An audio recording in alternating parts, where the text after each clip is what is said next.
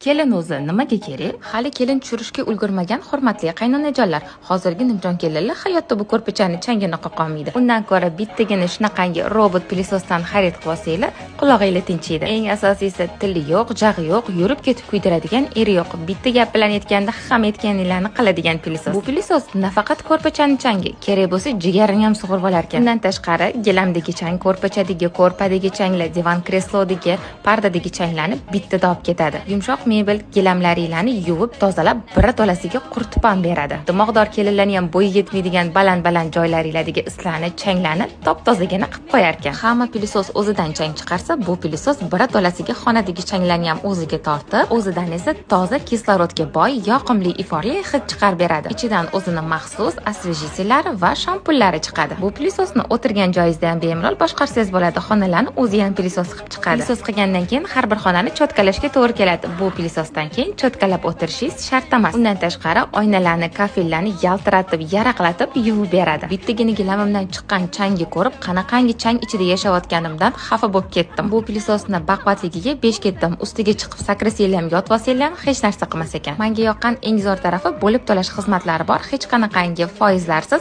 halol usulda. Qoldirgan raqamlarimga qo'ng'iroq qilsanglar, uyingizga borib, gilamlaringlarni yuvib, sizlarga tekshirib ko'rsatib berishadi. Keyingi oydan narxlar ko'tarilishi mumkin. Tezda ulgurib olinglar.